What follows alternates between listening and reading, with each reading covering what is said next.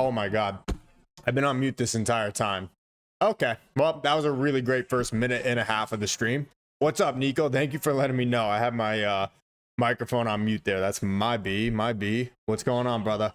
I was saying that the Mets have a really good chance to basically get rid of that bad taste out of their mouth from that 7-game losing streak. They take this series here today with a win. They go out of Philadelphia with a 1-game lead in the National League East. And then the Braves lose 2 out of 3 to the Marlins this weekend. Go figure. I don't get it. They play us like it's the World Series every single time. And then they go and get beat by Miami. I don't understand it. Don't care. It's fine by me. 1-1 pitch and snagged by Peterson. Knocks down the liner and throws Baum out.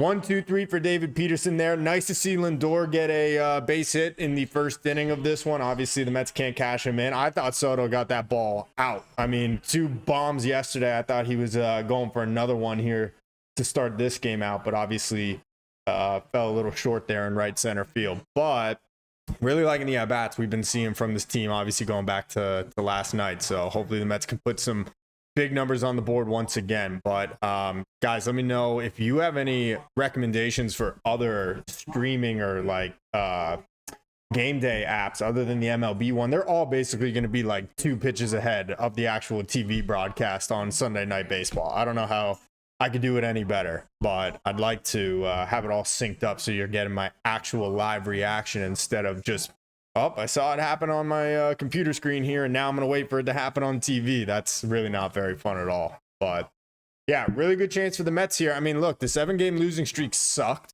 The Mets lost a ton of ground, gave up 6.5 games to the Phillies in the process of a week.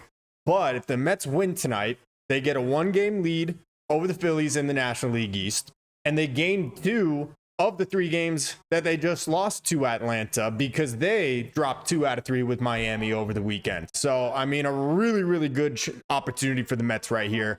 Hopefully they'll be able to hit Luzardo. Luzardo has not been very good his last 2 or 3 times out. He's been getting shelled. I never was a believer in this guy, to be honest. When everyone was hyping up the Phillies rotation and they were citing him as one of the big reasons for it, I was like, I'm not believing in this guy. Why all of a sudden is he going to just turn it around now? He was never all that impressive with the Marlins. Like, he was a really up-and-coming star with Oakland before they traded him years ago to Miami. He was actually for Starling Marte, if you remember. But I don't think he's all that impressive. I think he just kind of had some beginning season luck. You can say the same thing about Griffin Canning. I'm not trying to be biased. I'm just saying this is what I think of Jesus Luzardo, but we'll see. But I would feel really good about this team right now if they do win this game tonight. Like I said, you erase a lot of that terrible, terrible taste out of your mouth if you win the game tonight. You win the series, you take first place back, you gain 2 games on the Braves after having just lost 3 to them heading into the 4-game series beginning in Queens tomorrow. So really good opportunity for the Mets here, despite what looked like an absolutely horrible, horrible week for them during that 7-game losing streak. So here's Nimmo. First pitch up and in, and then, I don't know, I guess he fouled the next one off, or was taken for a strike. Taken slider. Okay, here we go. Now we're caught up. Yeah, it's Jesus Luzardo, Nico. So yeah, I mean, he was a talented guy coming up with Oakland. They traded him to Miami in like 2020 or 2021 for Starling Marte, actually, at the time. And, you know, he's never really put it all together, but he had a really solid start to this year after the Phillies traded for him with the Marlins. But he's been getting shelled his last few times out. Like, I'm not like convinced this dude is like just a certainty to be really good, turn his whole career around now all of a sudden. All right, Nimmo wasting a couple away. Here we go. Let me zoom this back in so you can actually see. I don't know. I don't love this I don't love doing the live streams during the game as much. People do it a lot though. So I don't know. Maybe this is what I should be doing more. Hold on.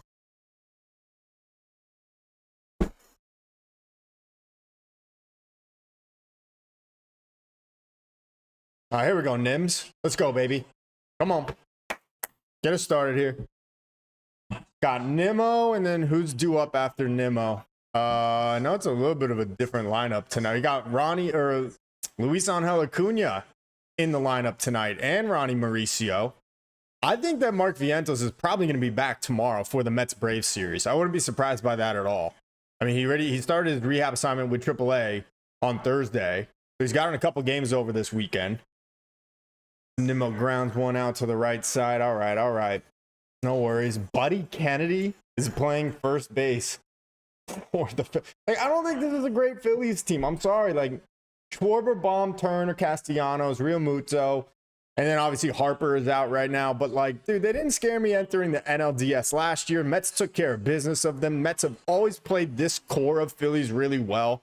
But look at the rest of this lineup. I know they're missing Harper, but Kemp, Edmundo, Sosa, Buddy Kennedy, Rojas. They're probably looking at the same thing for our lineup right now with, Mauricio and Luis Angel Acuna. But I think at full strength, the Mets are a better team than the Phillies. I truly do. I would welcome a chance to play them in the postseason again. I think the Mets are a way better team than the Philadelphia Phillies. So Francisco Alvarez sent down to AAA, kind of sent some shockwaves throughout the Mets universe. I mean, the timing of it was weird. I think that the Mets had already had the plan that they were sending him down before last night's game. So a lot of people were like, he just hit a home run. Why are you sending him down? Well, I think they probably already had that as the plan to send him to AAA. So it's just weird timing with him hitting a homer yesterday. But let's be real, it was off Taijuan Walker, who is literally a just home run machine for opponents. Mets had a couple off of him on Friday night. And, he's been struggling. It was a garbage time home run. It doesn't change anything. And I think it's for the best that Alvarez is going to go down. Hopefully get himself right in AAA for a month or so. And hopefully come back better than ever. This is still a guy that's only 23 years old. Still has all the potential in the world. He just has to get his head right. And I think it's a difficult time for him, obviously, having just had his newborn. Oh, Terrence to the track. Weight room. Terrence flying out to left. Gave that one a ride. But what do you guys think? Are you happy? Yeah, and I'm drinking coffee at it's 6:30 where I am. But yeah, I'm drinking coffee right now. That's how we do it.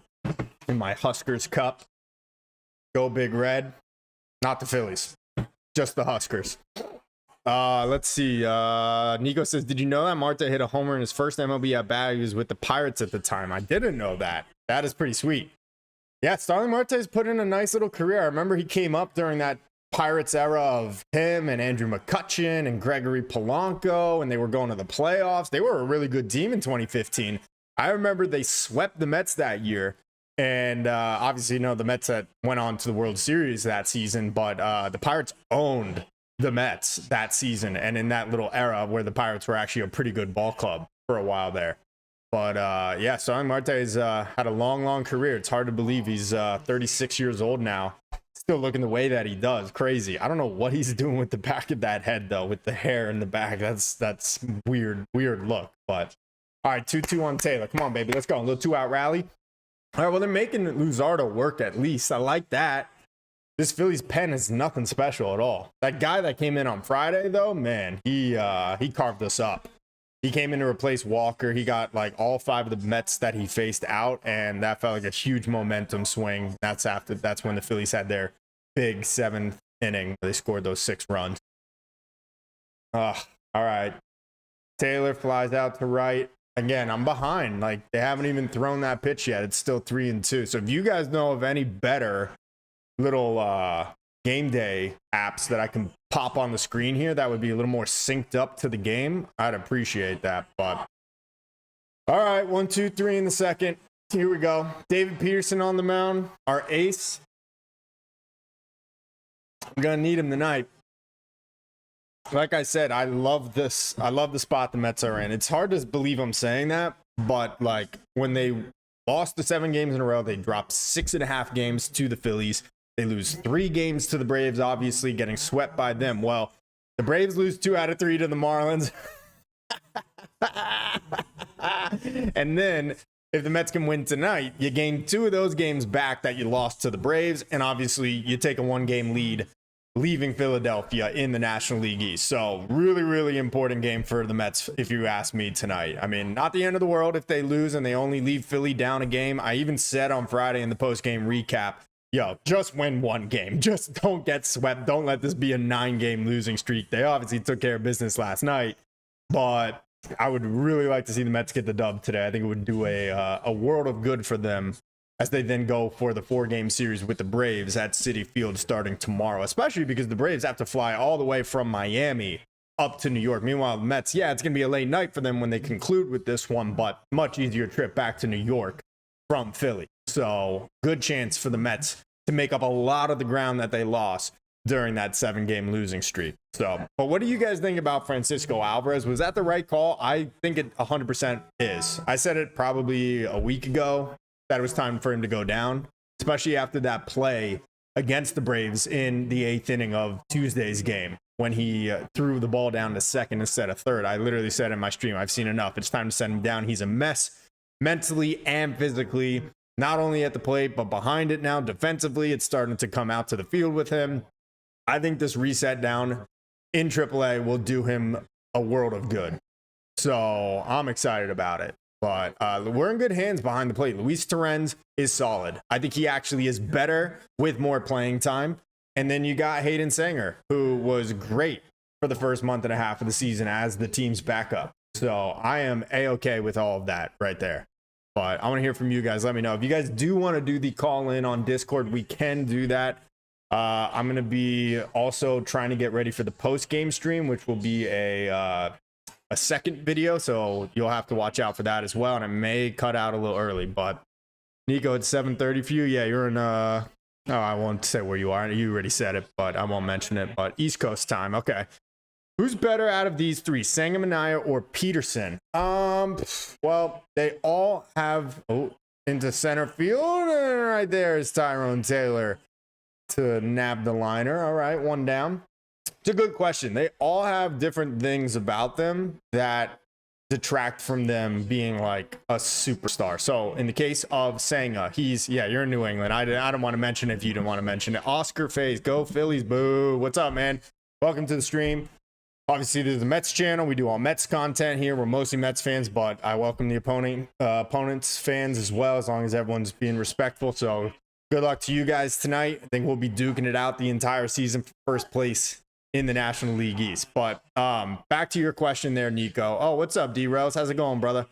So yeah, here's the thing about those three guys. Like, I think like Sanga's pretty injury prone. Obviously, we know he's on the wrong side of 30. He's spent most of his career in Japan. He requires 5 days of rest instead of the traditional 4 days of rest that major league starters typically get. So in that sense, like, I can't look at him as like a pure total ace. Peterson is great. Honestly, I think he's probably the front runner of that group right now, but it's also probably recency bias. It took him a while to figure it out at the big league level and be consistent, but at this point, he's your most reliable starter. And when he's on, complete game shutout against the Nats, takes that game against the Braves into the 8th inning last week before it all exploded in their face. And then you got Sean Manaea, who was pretty solid the first half last year, but really turned it on when he changed that arm slot that he was pitching from. Then he starts this season, hasn't pitched for the first almost 3 months of the year. So I know I'm going way too into the weeds on your question there, Nico, but I would probably say David Peterson at the moment. And that's just because I haven't seen Sean Manaea pitch yet. And then in the case of Kodai Senga, obviously missed all of last season, didn't pitch well in the postseason. And though he was pitching excellent so far this year, he is injured once again. So if we're just talking pure stuff, I would say it's probably Kodai Senga. But when you put all those factors into the equation of dependability, availability, and age, I think I go with David Peterson. So that's how I look at it. All right, 1-2, here we go. Peterson looking to set down the first 6 Phillies of the night. He's got to get through Kemp here. He's playing some first base for the Phillies the other night. Had a couple nice plays. But again, guys, if you know a good app other than the one on MLB that will be more synced up, I know I've seen some people online do it with the 3D cast, then let me know, because I would like for it to be all totally synced up with the same time as the actual game. Because right now, this is like a full pitch, almost 2 full pitches ahead. So it kind of detracts, I feel like, from my actual reaction to things. 1-2 in the dirt. Well, I won't miss Alvarez not getting down to his knees to block balls in the dirt. That is for sure. Hopefully that is number one thing they are working on with Alvy down in AAA. Obviously, no, it should be the hitting, but Alvy really seems to have kind of gotten a little lazy there with some of his blocking and stuff behind the plate. So, oh, shit. Oh, foul ball. Ooh. Ooh. Tempters hit one about 390 feet down the left field line into the second deck. Foul, luckily, though. Okay. And he gets through it. 1, 2, 3. So, David Peterson has set down the Phillies in order through the first 6 batters of this lineup. Why does it say them? Oh, we are tied 46 and 31 each. I was going to say, why does it have that as our records? Let's see. Sorry, Oscar. No, man, I'm a Mets fan. All Mets here, brother. But, dude, you're welcome to join. Like I said, man, we're going to break down the game after this on another live cast. You know, if you're interested, I try to keep it fair and balanced. I'm always going to throw my jabs at your horrible, terrible city and your fans and your teams. But hopefully you'll stick around for it. So good luck to your team this year. Let's see. D-Rails, you good? Oscar faced the Mets and Phillies are tied. Yes, correct. So Peterson's dealing. Yeah, man, he has been. I mean, like, all year, it seems like, especially his last couple of starts, David Peterson has been unreal. Love to see it.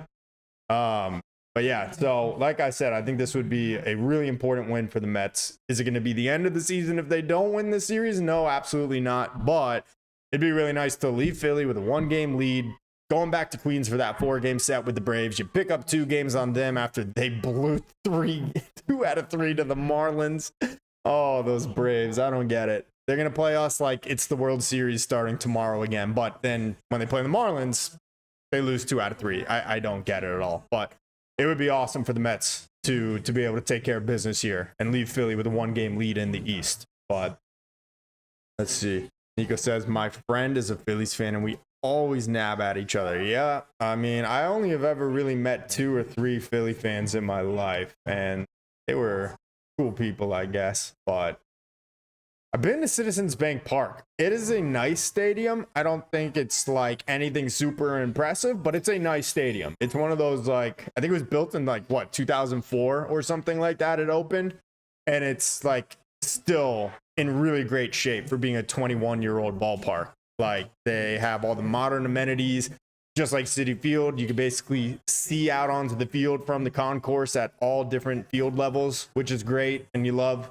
So it's a nice park. You got Xfinity Live, which is over there, which is really cool. So I give credit to them.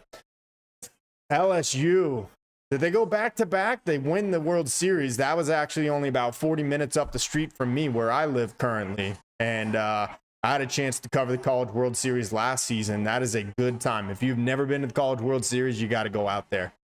The saving grace of the College World Series being this weekend is that Karl Ravech was on the call for that and not on the Mets call tonight because, oof, Karl Ravech is brutal on play-by-play, especially in this booth with Eduardo Perez and David Cohn and Buster Olney. Ugh, Buster's the worst. I don't love Boog Sciambi either, but Boog is better than Karl Ravech. That is for sure. And that really pains me to say because I loved Karl Ravech growing up on Baseball Tonight. But as a play-by-play guy, he does not move the needle whatsoever. He is so damn boring. I do not like him on play-by-play. But let's see. RM, what's up, man? Welcome to the chat. D-Rails, my Tar Heels didn't win the series. I'm mad. Were they in the... Did they get to the World Series at all? Like to Omaha? Or were they in the regionals? I know they were in the regionals. I think the Huskers were in that regional with them.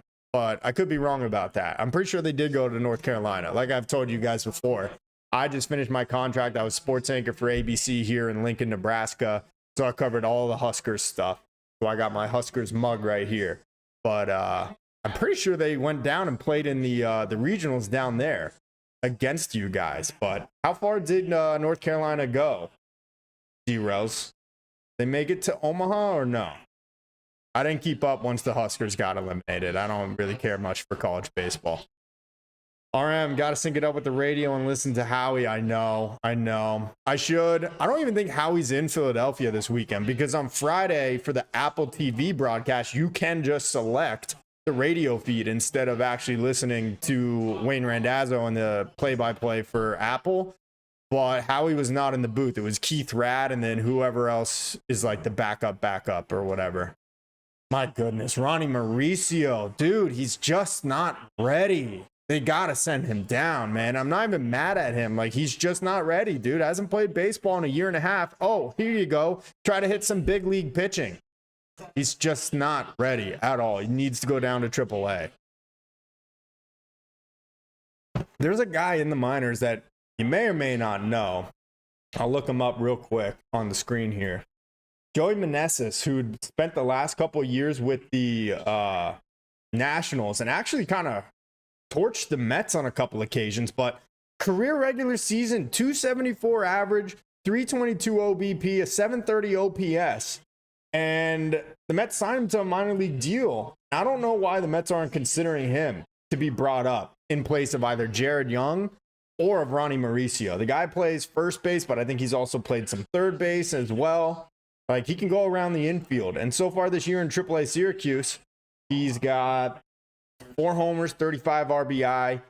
He's got 261 average, a 317 on base, and a 740 OPS. Like, I mean, give it a shot at this point. I don't understand why the guy hasn't gotten a look at all. But, I mean, I get they want Jared Young because he's a lefty. So that makes sense in the interim while Winker's out. But, I mean, for Ronnie Mauricio's case, just for his development as a player, the longer they keep him up here in the majors and he continues to struggle, the more difficult I feel like it's going to be for him to truly ever live up to his top prospect pedigree. So I would make that change like yesterday. Bring up Joey Meneses and send Ronnie back down to AAA. He needs more time there. I wouldn't call him up again this year unless he was absolutely just raking for Syracuse. All right, Lindor's 1 for 1. Poked a single to left field his first time up to lead this game off. He's down in the count 1-2. Let's go, baby. Come on. A little 2-out cooking here, huh? Let's see. Derails trade Beatty to Shanghai. Yeah, man. I've been over Beatty for like 2 years now. Like, I've said it many times. I don't think he's a major league player. Maybe it's a New York thing. Maybe it's just too much of a spotlight for him and he just can't handle it. I don't know. Maybe it will turn out better for him in a different market, but I'm not a believer in Brett Beatty at all. And Lindor flies out to center field. All right. So 1, 2, 3 in back-to-back innings for Luzardo, taking care of the Mets there. And they'll send David Peterson back out for the bottom of the third in a scoreless ball game. Let's go. We need it here, baby. We need this dub today. Dude, the ads have gotten so obnoxious on these national broadcasts. That CGI T-Mobile ad in the center field hedges. Like, come on. This is so stupid. What are we doing? I hate that they even have it on the bottom of the mound on the dirt that changes in between each inning. It'll be like Ace Hardware, and then it'll switch to like Cholula Hot Sauce's logo on the back of the mound. It's just CGI. Like, I don't like it at all. So annoying. Whatever. I get worked up over really stupid stuff, I guess. Let's see. The Mauricio is completely overmatched in the big leagues. Dude, 100%. Let's pull up Ronnie Mauricio's numbers right now because it's been a tough time for him so far in the big leagues. New York Daily News with this article. Ronnie Mauricio working hard to shrink strike zone. Well, he's not doing a very good job of it because he just chased on strike 3 again in that last at-bat. He doesn't even look close. So 48 at-bats, not including that one he just had. So 49 at-bats. He's got 2 homers, 3 RBI. He's hitting 188, a 250 on base percentage. Nah, the dude's got to go back down to AAA. Like, I want to see him spend some time there, get right. Same as Alvarez. I mean, the Mets called him up really purely just because he had the injury to Mark Vientos, and he was raking in AAA for a week. But dude's first real action in a year and a half since that ACL tear and the repair on it. So we got game 7 of the NBA Finals tonight. I really hope that the Pacers lose. I don't even care if the Thunder win. I just hope the Pacers lose after the way they beat my Knicks. So I am really hoping OKC pulls this one out. They got home court advantage. Are you guys watching the NBA Finals this year? I have not watched an actual second of the finals because I don't care about either team and I hate the Pacers, so I guess I do kind of care about them. I want them to lose, but I'm not watching. Lowest rated NBA Finals since 1988, viewing wise. No surprise there. Oklahoma City and Indiana. But the game itself is just so bad, man. The NBA is just trash these days. So I'm not surprised by that at all. Hopefully the Pacers do end up losing. But see, D-Row says Mendoza obviously is not making these lineups. Lineups he puts is nothing like it's like he's trying to lose. Yeah, I mean, his hands are kind of tied. That's the problem. Like, you have 4 guys on this roster that are hitting like under 200 with Mauricio, with Luis Angel Acuna. He's not under 200, but he's like teetering that way. With Jared Young, and even with Brett Beatty. Like, I mean, Brett Beatty's been horrible outside of that 2-week stretch after getting called up again. So it's like, he doesn't really have an option. Who else is he going to put in there? You know? David Stearns, like I've been saying, like, he doesn't need to like make massive like trades right now. But I'd really like to see him make a couple little pickups. That should have been a strike. That 1-1 pitch on the corner, man. Come on. Painted that. And now Edmundo Sosa with a base hit into left field. So the Phillies with their first base runner of the game, a leadoff single from Sosa. And they got Buddy Kennedy and Rojas due up after that. See, it was an infield single, and I don't know because, of course, the game stream is behind. All right, whatever. So a little flare in front of Lindor at shortstop that he tries to barehand, but Rojas, one of the fastest dudes in the game, is able to beat it out for the infield hit. Cheapy for their first one, but whatever. Broken bat. Damn, Rojas is flying down that line. Let's see. RM says the GMs have way too much power now in all of sports for that matter. More of a college basketball fan than NBA. Yeah, I hear you, RM. I appreciate college basketball, but honestly, that's got its issues too now with friggin' the transfer portal and all that stuff. NIL, like, college sports are getting just as bad these days, but it's the 3-point shooting in the NBA for me that just is terrible. The foul calling, I mean, the reviews, oh my God. If they go to review a play, I'm turning the game off. It's 5 minutes of, did he do incidental contact or did he mean to do that? Like, done. Fastest way to lose me is to go to a replay review on a foul call in the NBA. It's so terrible. Let's see. D-Rel says, right, nobody wants to talk about it. We can all see it. As far as, the GMs. Yeah. Right, but you don't put Marte in the tool after Nimmo was cooking. Yeah, that is a little strange. Is Nimmo even in the lineup today? He is, right? Hold on, I gotta go here for a sec. I'm all discombobulated because I only have so much room to like pull up my stuff here on the screen so that I'm not affecting what you guys are seeing as well. Yeah, Nimmo's in the lineup, right? Is he? I'm tripping. No, I'm with you, man. I wouldn't have moved Nimmo out of the 2 spot tonight either. But, you know, with the righty or the lefty on the mound, you knew Starling Marte was going to start. He's been hitting pretty well in the 2 hole, so I understand. But yeah, I probably would have put Marte in the 5 spot where they ended up putting Nimmo tonight instead. So yeah, that is a little strange. I'm with you for sure. All right, let's go 3-2 on who is this? Kennedy, Buddy Kennedy for the Phillies before they're going to turn it over soon to the top of the order. So big one here for David Peterson. Really want to get him. Nope. Come on, dude. Look at this. Look at that call. Are you kidding me? Come on, Blue. What are we doing here? Home plate umpiring has just been as bad as I've seen it all my life. Nah, just kidding. That was a ball. It looked a lot worse on the game cast or whatever you want to call it. All right. First 2 aboard against Peterson here. Let's see what happens. He's got the 9-hitter coming up now.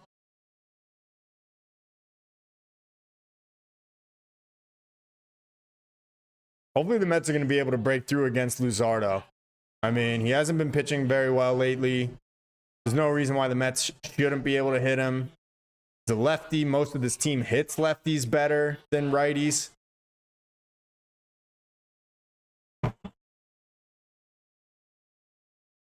Oh, squaring for the bunt. Wait, is it a foul ball? Did he foul tip it into the mitt on the bunt, or did it hit the ground? Let's see the replay here. Oh yeah, no, hit the plate. All right. So Phillies looking to bunt here, maybe put 2 in scoring position for the top of the order. I don't hate the call if I'm a Phillies fan. Let's see if Rojas can do it.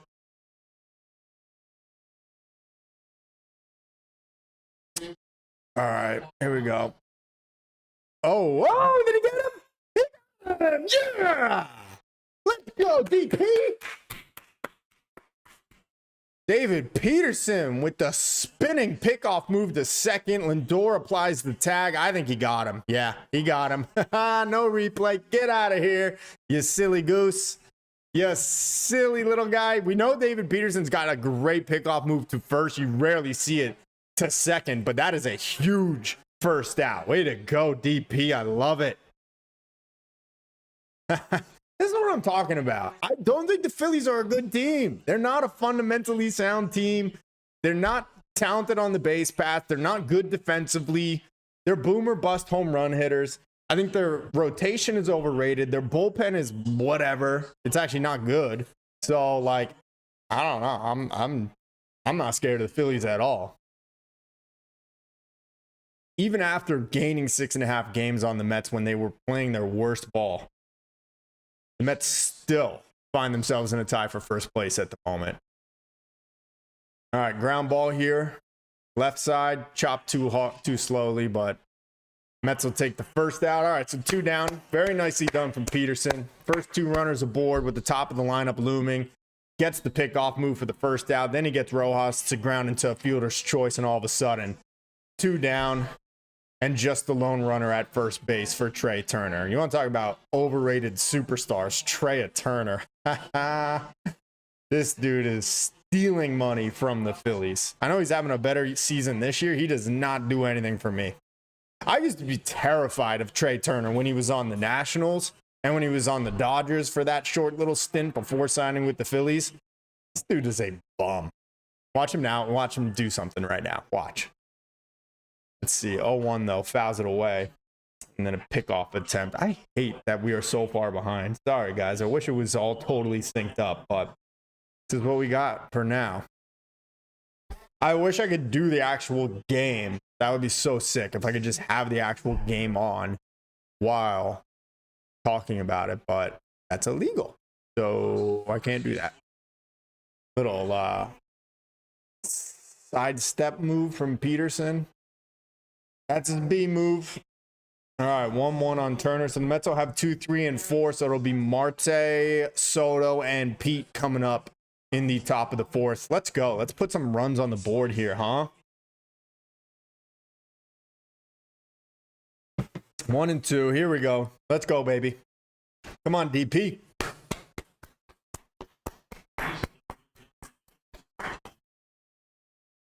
I actually like Brandon Tierney, D-Rose. Like, he is a little bit of a Mets hater, but, like, he's not a troll. Like, I think he's more fair than the majority of Yankee fans on WFAN. Like, don't even get me started on Marash. He's a douche.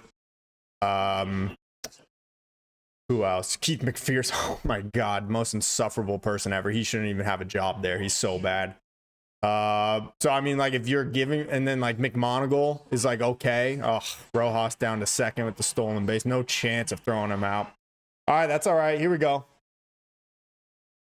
2-2 now. But yeah, D-Rail's like, I think BT is probably the most fair of all. There we go. Peterson with the strikeout to end the inning. Let's go, baby. Here we go. All right, Mets got 2, 3, and 4 in the order coming up. Marte, Soto, Pete, let's strike right now. Let's get some runs on the board against Luzardo. Let's go, baby. Come on.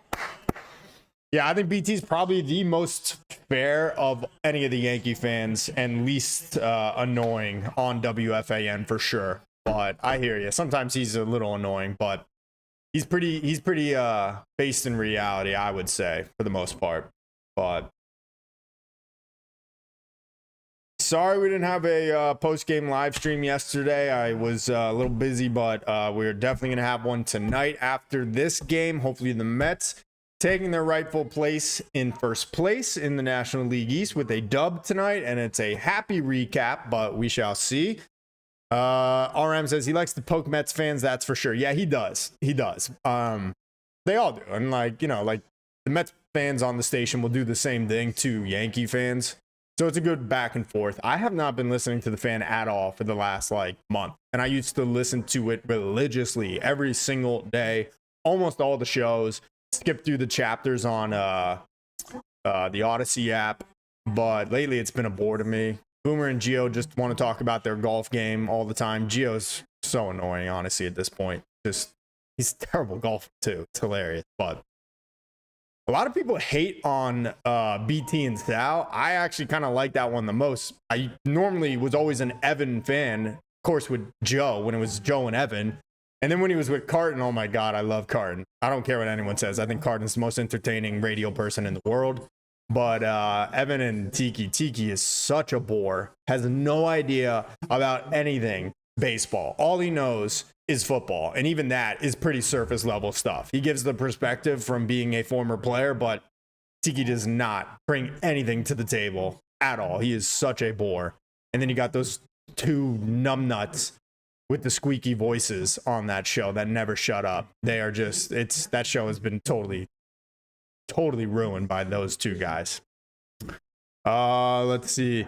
RM says the way BT would talk about Alonso, especially last year, you'd think Alonso was one of the worst players in baseball.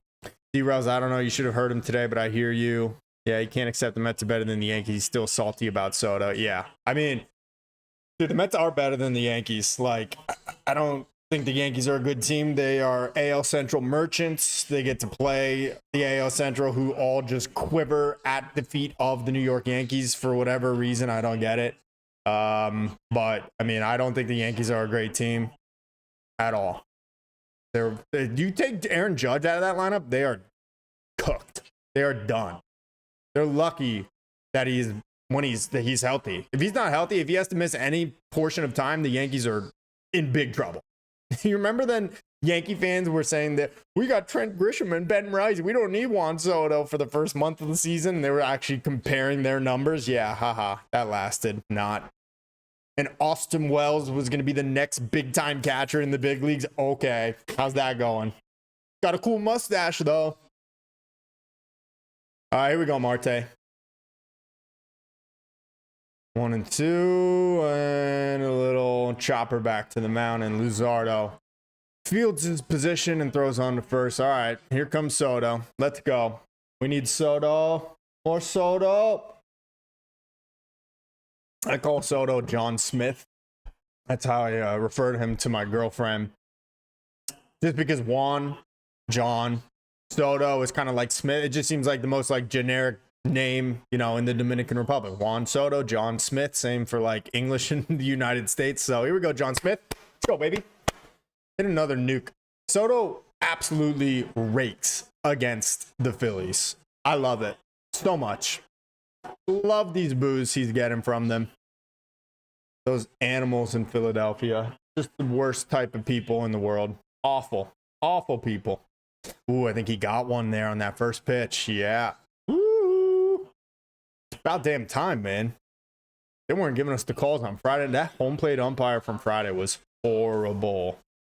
Both ways. But I think he definitely was leaning a little more toward the Phillies. That was definitely a strike, though. All right, 3-0. Give him the 3-0 hit sign? I mean, probably not in the fourth inning of a scoreless ball game, but Soto's hot.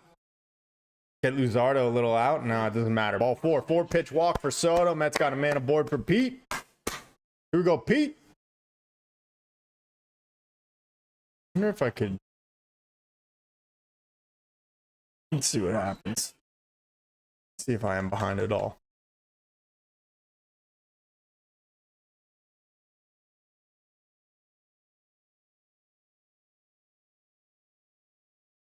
Come on. So behind.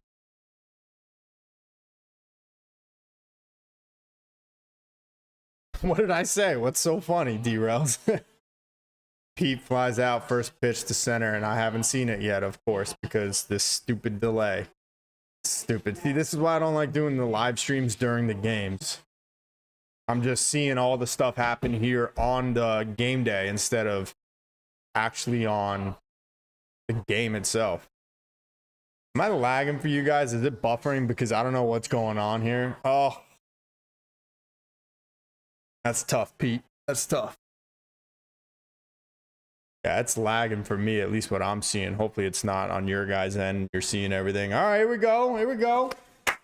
Nemo, 2-out knock, first and second. This kid behind home plate has a glove, and like that's cool. Obviously, I brought a glove when I was a kid all the time, but you're not getting a ball sitting in the front row, kid. You get one or the other. You either got a great dad and he got you some front row seats right behind home plate, or you're gonna go get a ball on a different part of the field, but you ain't getting one there unless it's a pop-up behind the dish. All right, first and second, here we go. Let's go, baby. Let's cash in. Who's up? Am I still frozen? What is going on here? I mean, it's not showing that on my OBS, so I don't know why it's doing that on the YouTube thing, but all right. All right, let's go. Terren's one of our best hitters with runners in scoring position this year. Let's go. A little 2-out magic here, baby. Come on. Let's get it. Right after this inning, I got to feed Mookie. You guys know my German Shepherd, Mookie, named, of course, after Mookie Wilson. That was kind of a mistake because when I got my dog and I named him Mookie, I was living in LA at the time and everyone was like, oh, like Mookie Betts? Like, oh, yeah, Mookie Betts, he's my favorite. I was like, no, like Mookie Wilson. They're like, who's that? I'm like, he played on the 1986 Mets, and everyone was like, huh? And I was just finally eventually like, yeah, Mookie Betts, whatever. Okay. But he does have a Mets collar. Right, boy? Yeah. Come here. Come here. Come here. All right, let's go, Louis. Come on, 2-1. Come on now. Gonna get a pitch to hit. Let's go, baby. Cash him in. This is gonna do it. This is gonna ruin it for me again. I'm gonna see the play on the screen here instead of actually in the broadcasts. And there we go. In play, out. Great. Awesome. Nemo having a great series in Philly. Hell yeah, he is. So 2 homers yesterday. Friday, I don't know what he did, but now obviously the base hit here. Grounds into a force out. Okay, gotcha. All right, well, Mets don't cash in despite 2 aboard in the 4th. That is the end of that. We're through 3.5 in Philly. First place on the line. Give me a second while I get this dog's food ready. You can hear him barking. He's pretty hungry. BRB.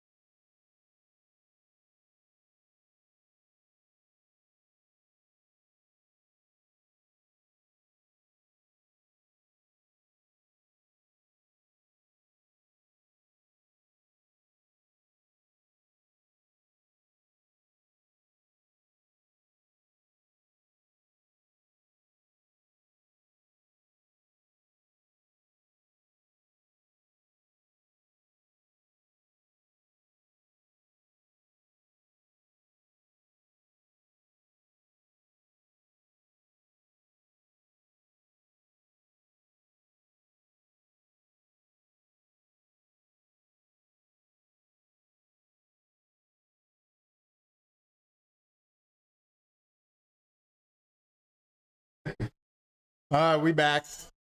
Thanks for hanging tight there for me. All right, Schwarber leading things off 2, 3, and 4 for the Phillies. So what? Schwarber, Castellanos, and Baum.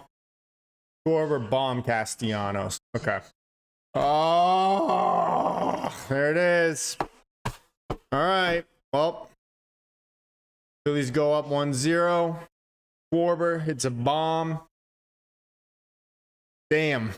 Not ideal. Obviously only 1-0, so like, you know. Dude, come on. That did not look like it was going out. Looked like he got under it, but that was a nuke.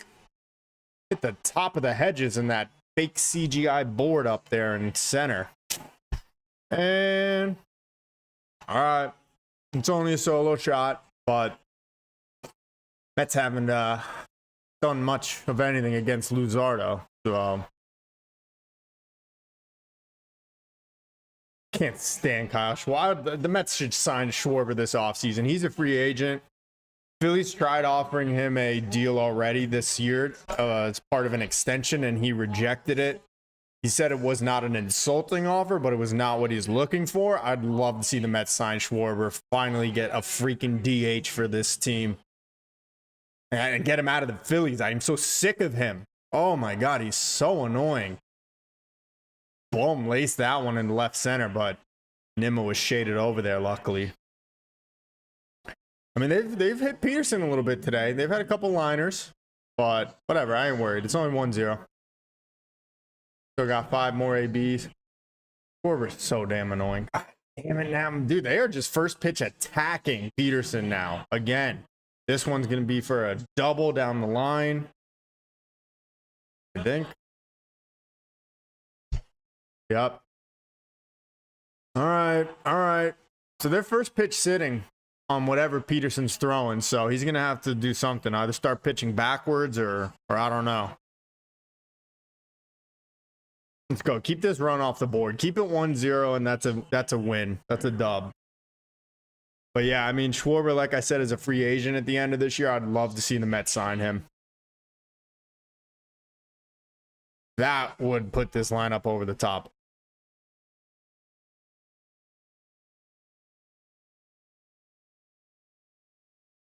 So Real Muto, he's a pain in the ass. This is the final year of his contract. You remember in 2021, it was the first offseason of Steve Cohen as the owner of the Mets. And it was JT Real Muto or James McCann. And we convinced ourselves that because of a like 8-month stretch or whatever that James McCann had, that he would be a solid addition at catcher instead of Real Muto. Who I don't think he wanted to come to the Mets, period. But yeah, Real Muto's contract is not exactly played out so great for the Phillies, if you ask me. I mean, he had a good first year or two with them, but ever since, like, he's really fallen off. But obviously, James McCann was a disaster for the Mets. Just got him off the books finally. He's not even in Major League Baseball anymore. He's a free agent right now. Nobody wants James McCann. And of course, when he was with Baltimore last year, he killed us. I remember he had, I think, 2 homers in a 3-game series against the Mets last year at Citi Field with the Orioles. Speaking of the Orioles, my goodness, can you believe? I cannot understand how that core has not worked out for them. 2-1 Real Muto is fouled back. And we're even at 2-2 now. 50 pitches through Peterson, 1 out in the 4th. So still on target to go deep into this game. I think this inning is going to be a huge determinant of that. Let's see if he can get through this with just the solo home run being the damage. Now my game day app is all lagging out, which is fine by me. But here's the 2-2 from Peterson. Low and away. Remuto lays off. Count runs full. All right, so who's on deck? You got Kemp, Sosa, Kennedy. All right. I mean, look, Real Muto's a guy you can attack. He's not the same guy anymore, but it's not the worst thing in the world if you do end up walking him. You set up the double play, and then you got the lower third of the order coming up with Kemp, Sosa, Kennedy, and Rojas. All right. In the dirt. All 4. All right. Jeremy Hefner going out for a mound visit now. What do you think he's saying to him? Throw strikes. That would be my guess. All right. So I just posted a video on this day in New York Mets history. You guys can check it out after the stream or even now if you want to. But on this day, June 22nd, 1994, so 21 years ago today, John Franco records his 253rd career save. He passed Dave Righetti as the most saves by a left-handed closer in Major League history. Obviously, we know Franco is from Brooklyn. He spent 14 years with the Mets. He was obviously with them through their down times in the early 90s. And then, of course, their run in the wild card in 99, the World Series year in 2000. So John Franco, still a great ambassador for the New York Mets. And, of course, in the Mets Hall of Fame. Finished his career with what, like 424 career saves or something like that. So that is this day in Mets history, in case you care. Don't think anyone's ever going to get to 270, whatever it is, with the Mets. He's got some number over 200 career saves with the Mets, and that's over the course of 14 seasons. Relievers rarely last that long anymore, anyway. But all right, Peterson ahead 0-2 now on Kemp. Put him away. You got Sosa up. Edmundo Sosa is not a good hitter at all, but when he goes against the Mets, man, he's a Met killer. So. This isn't like as easy as just 1, 2, 3 here. Let's see if he can get Kemp. This broadcast sucks. Oh my God, ESPN's so bad. I'm so glad that ESPN is not retaining the rights to MLB next season. This is the final year of Sunday Night Baseball on ESPN. Thank God. Bring back John Miller, by the way, for whoever does end up getting Sunday Night Baseball next. Bring back John Miller, please. Oh. All right, here we go. Run the count even now. 2-2 on Kemp.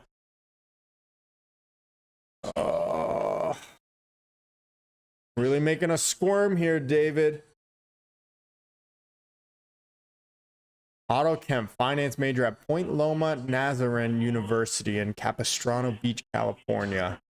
Fouls that one away. Still 2-2. Huh. All right, come on now. Come on.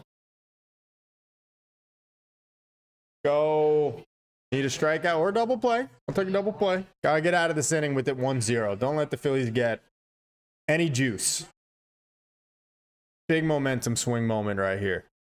Come on, David. Let's go, baby. Come on.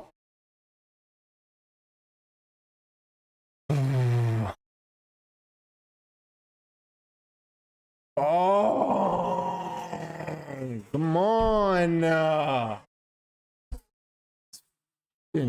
Bum. Otto Kemp. You kidding me? Come on.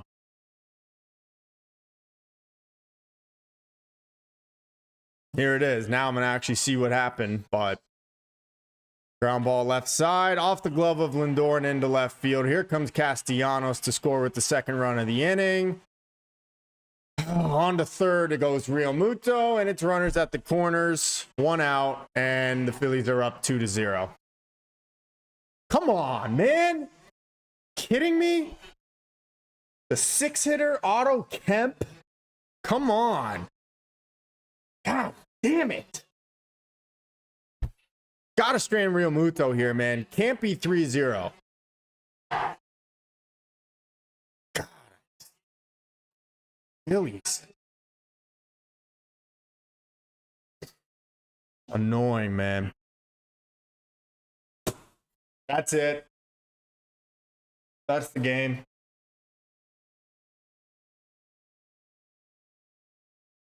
Okay. Well, Peterson had been killing it for us the last 2 outings, and like I just said, Edmundo Sosa, when he plays the Mets, he turns into Johnny frickin' Bench. Kidding me? What a joke. What a joke. 6 and 7 hitters in the Phillies lineup, bringing home 4 freaking runs. Are you kidding me, man? Come on. Brutal 4th inning for David Peterson. Solo homer to Schwarber to lead things off. Bomb lace one off him that Nimmo was able to pick off in left center field. But then Castellanos laces the double. A walk to Real Muto. Base hit to Kemp, and now 3-run shots at Mundo Sosa. Come on, man. Can't have it. Supposed to be our ace. 5 freaking runs in the 4th inning. Unreal, dude. God.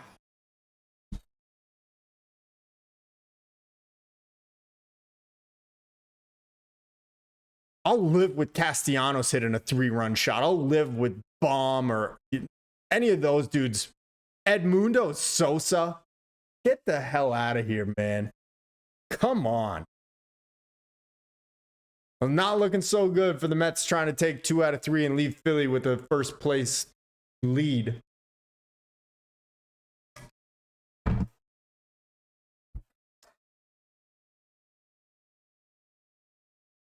Can't put anybody away today. Well, not this inning at least. He looked pretty solid his first 3 innings of work for Peterson, but 5th inning, man. Brutal.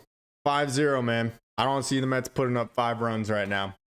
I don't. I know they did 11 yesterday, but so far they barely touched Luzardo. He's been sitting a long time this inning, though, so I don't know. Just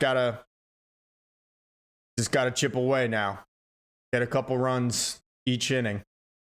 But despite 11 yesterday from this Mets lineup, I still don't have a ton of confidence in it.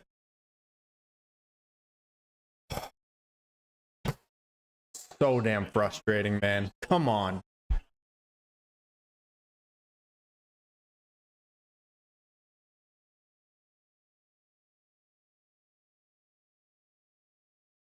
.60 ERA for Batud. What is he doing? A 4-pitch walk to the 9-hitter. What the hell? Come on. What did Jeremy Hefner say to him during that mound visit? Because whatever it was, it didn't work. Yep. Sad Mets fan here. Annoyed Mets fan is more I like it right now. Can't be giving up a 3-run shot to the freaking 7-hitter in this lineup.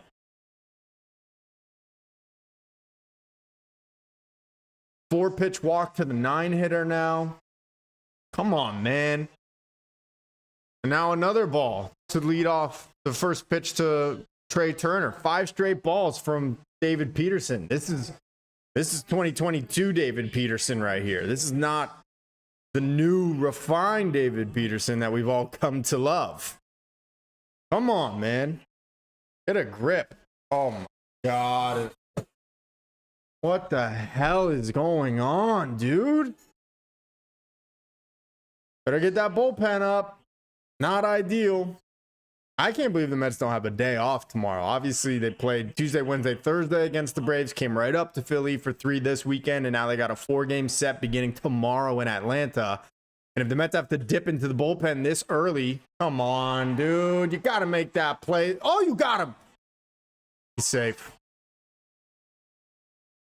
Dude. Mets aren't playing great ball, but the Phillies and it seems like everyone that the Mets are playing are just getting all the breaks against us. He was caught off second there. He should have had him. I don't know what the hell that was. Come on now. This is so annoying. 100% with you there, Adam. This has been like every single possible break has been going the other team's way for the last week.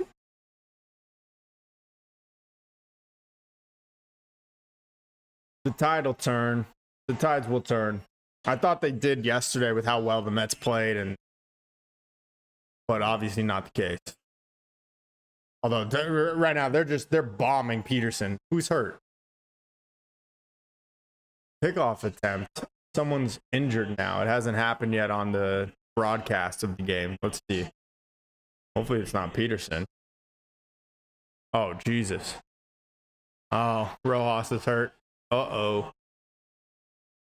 That hit him in the back, didn't it?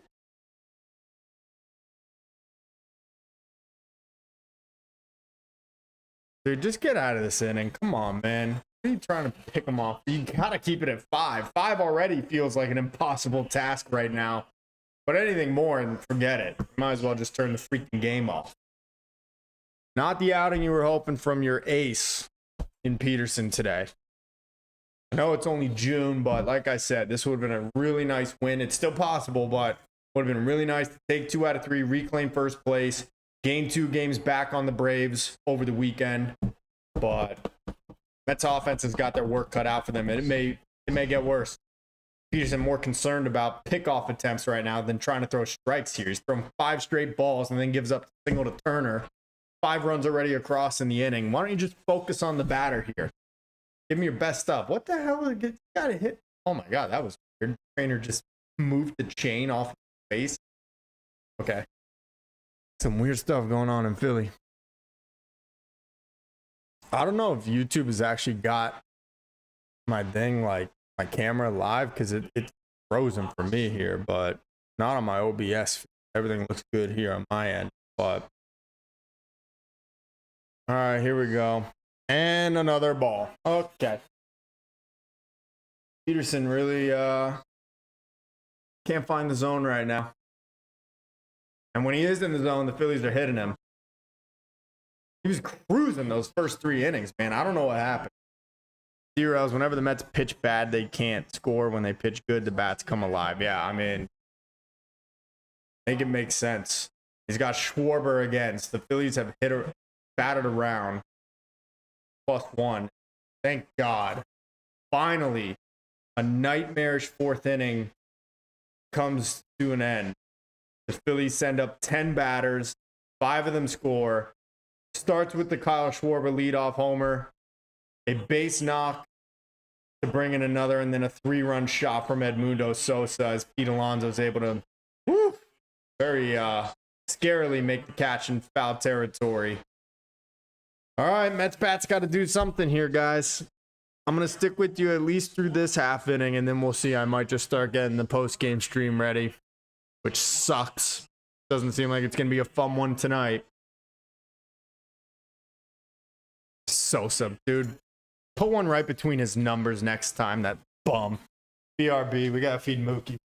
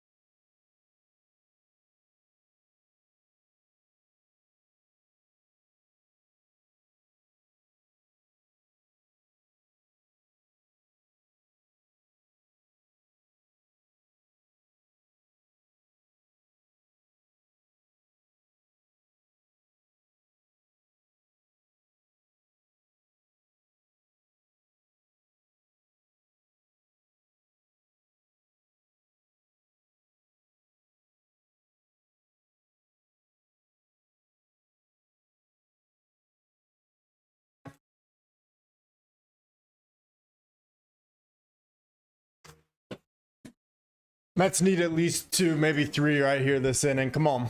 Take some momentum back. Who do we got due up? I think it's like middle of the order, right? Shit, no, it's the bottom. Taylor, Mauricio, and Acuna. Yeah, right. Ain't scoring this inning, that's for sure. Just want to see some better at-bats from Mauricio and from Acuna, you know? Like, give us something here.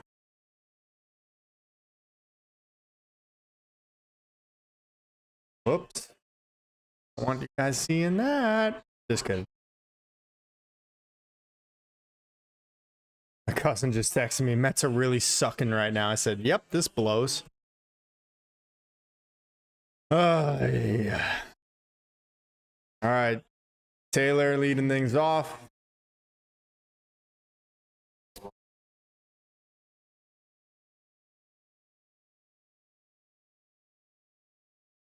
One 0 pitch to Taylor.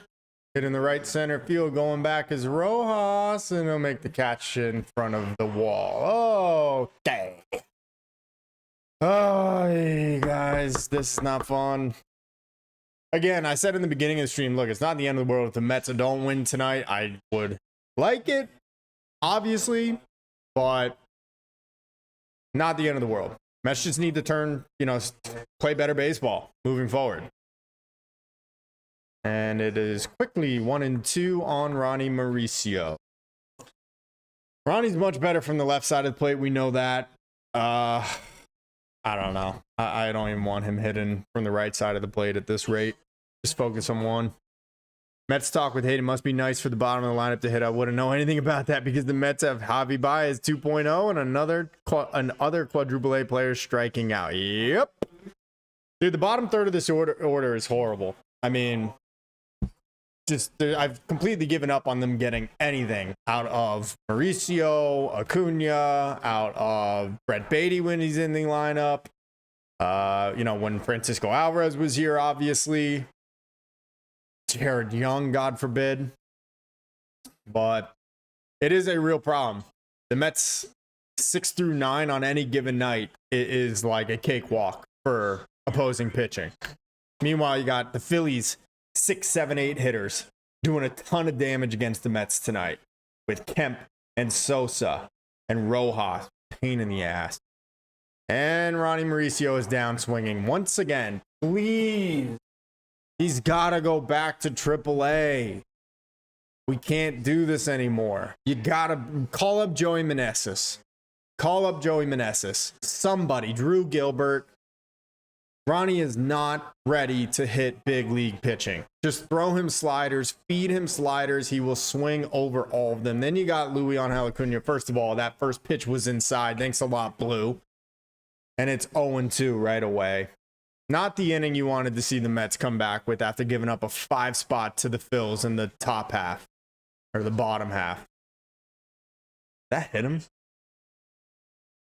Let's see if this hit him here. D-Rose, why the Mets never try to get on base makes no sense. Yeah, I mean, dude. And Luis Acuna is down swinging. So predictable. Ronnie Mauricio and Luis Acuna both go down swinging in the inning. It is another 1-2-3 inning for Jesus Luzardo. Mets bottom of the order is like little league players these days. It's just, there's no point in expecting them to do anything. They do absolutely nothing. The Kermy, Mauricio needs to go back down. He's nowhere near ready to be a major leaguer. Yeah, I mean, this honestly the same for for Luis Acuna at this rate. What has Luis Acuna done? Horrible. Be right back.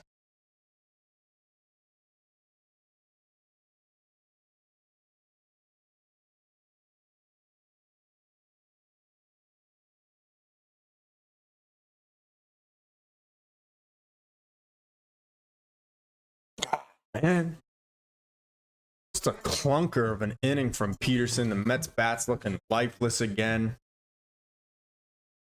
Chance there in the first. You had Lindor on second with an out. Couldn't get the job done, but I mean, that's not why we're losing. Peterson didn't have it, and he is out of this game. So the Mets are going to their bullpen in the 5th inning again. This is the stretch of 10 games in 10 days, right? Going back to last Tuesday, the Mets' next off day. It's actually a stretch of 13 games in 13 days for the Mets because immediately after the Braves series on Thursday, the Mets are going to take on the Pirates in Pittsburgh over next weekend. So, not great. Not getting some more length out of David Peterson tonight.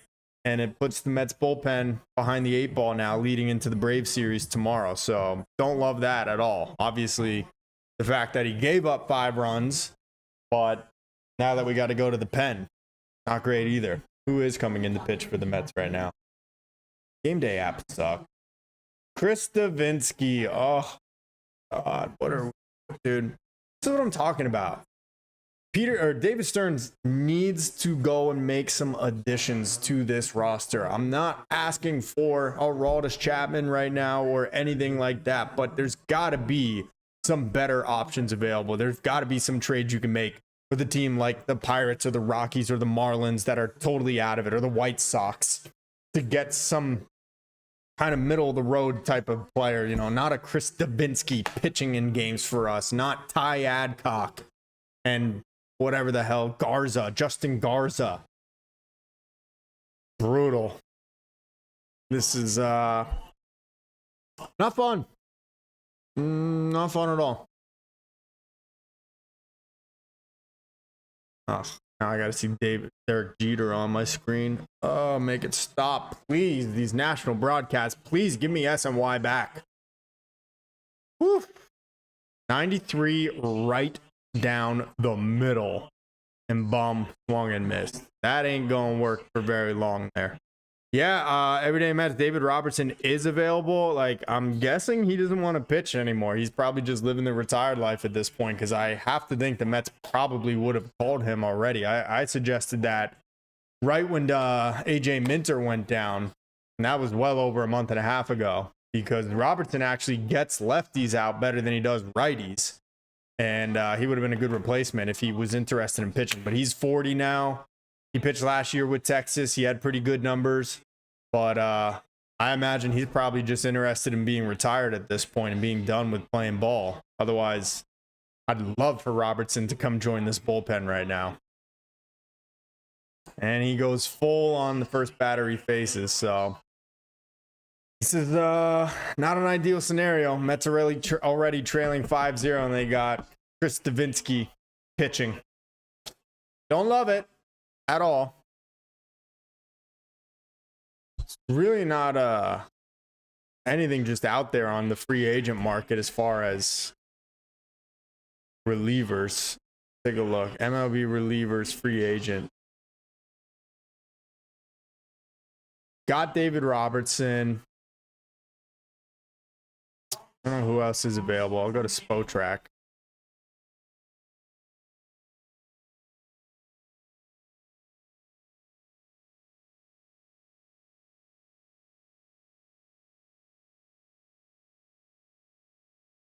All right, well, he set down bomb for the first out, so decent start, I guess, for Davinsky as he gets the leadoff batter. Mendoza's clearly not trying to win. I mean, it just, he's, I got to defend him in a little bit. It's just, this is a crap hand that he's been dealt. You know, the Mets have a lot of injuries, and like, who else is he supposed to throw at this rate? Like, Davinsky probably gets optioned tomorrow. They bring up another fresh arm, like maybe Waddell, to be available to pitch tomorrow. But he really doesn't have any options. 13 games in 13 days. You only get 4 innings out of Peterson. He gets rocked for 5 runs there. And what else are you going to do? You can only pitch the guys that are available on the roster. So I hear you, D-Rails. But again, I think David Stern should be more active right now, trying to seek out some improvements, some upgrades via trade. But for now, you got to throw what is on the 26-man roster. And that includes Justin Garza, Ty Adcock, Chris Davinsky. So it's frustrating. But yeah, this lineup sucks today. I mean, the only way this lineup could get any worse is if you put Jared Young in there. All right. 2-2 on Castellanos. You're just looking for an inning of clean work from Davinsky here. But at the end of the day, if the Mets don't score and make this one closer, like, you're just going to keep rolling with Davinsky. So we'll see what happens. 31-17 for the Phillies since April 25th. They're going to come back down to earth. They already did for a little while there. Then they got hot again. All right, here we go. 2 outs. Castellanos, I don't know. Flies out, grounds out. I don't know. They don't tell me, and I'm a pitch behind on the actual broadcast here, but guys, again, we're going to do a post-game recap like normal after this one. Hopefully, it'll be a miraculous Mets comeback, and they leave Philly with a first-place lead. But so far in the early going, that does not appear how it's going to be. Castellanos down to third. Mauricio fields it on a hop, throws across the diamond in time. 2 away. See, I'm better than Steve Gelbs, right? Steve is not a good play-by-play guy. Sorry, Steve.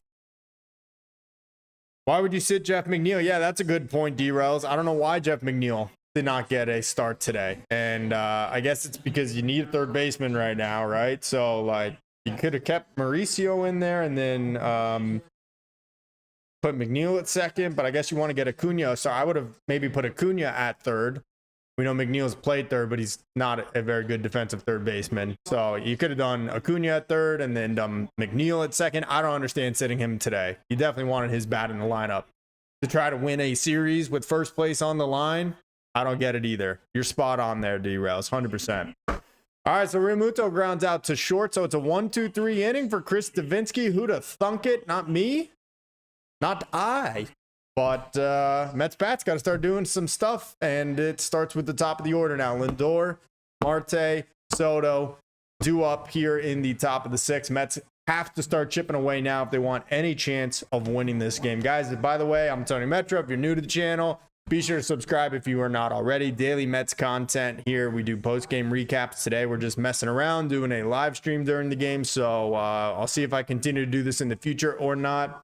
Working out some kinks still, but appreciate you guys all being here, and definitely leave this stream a like. Really helps the channel out, so I appreciate that. But we got some of our regulars, Everyday Mets, D-Rels, the Kermie. We got Mets Talk with Hayden in here.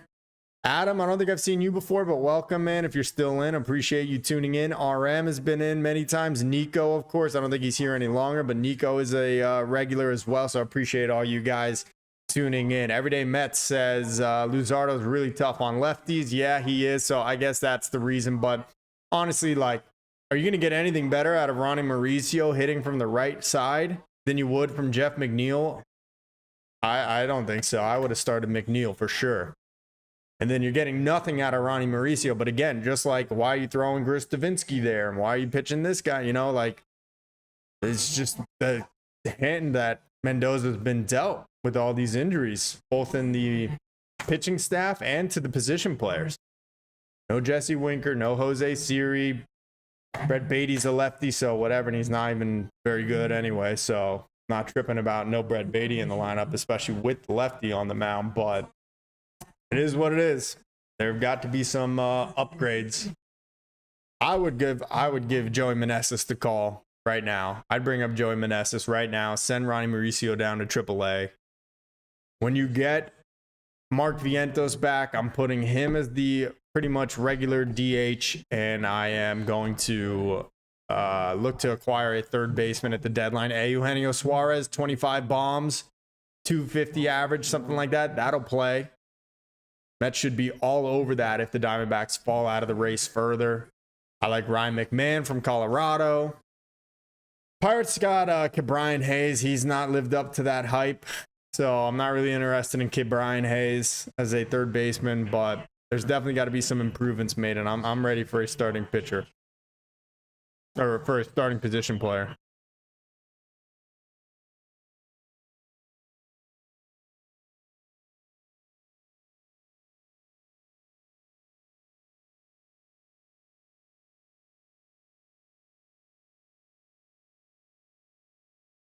All right, 1 and 2. Come on, Lindor. Gotta have it. Gotta have it right now. Set the table, baby. Come on. Base hit and then flew out his last time up.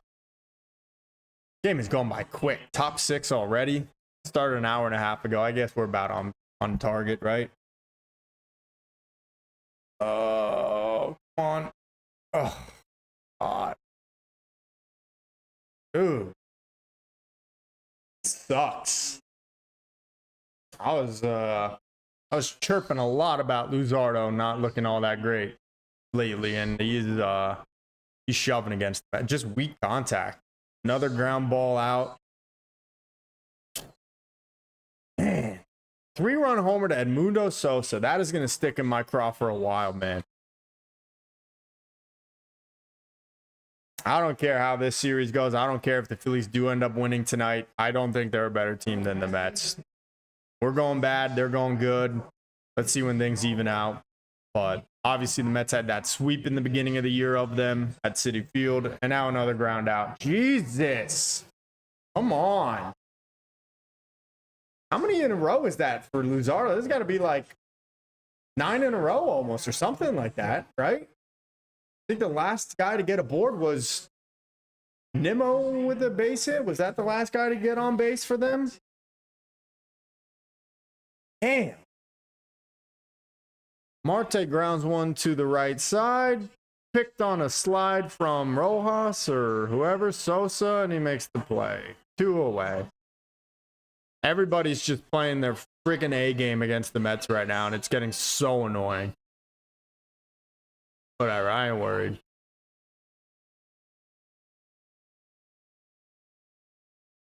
Ugh.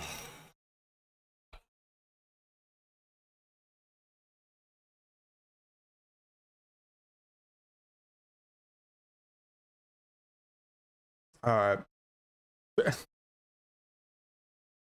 Sosa hit that ball 430 feet to right center field. Like, are you kidding me? Get the F out of here. Oh, Sosa with a big hack at that pitch. Looks like it almost hit him in the elbow based on the game day. Haven't seen it yet on TV. They really got to fix this, man. Make the broadcast exactly the same. Come on.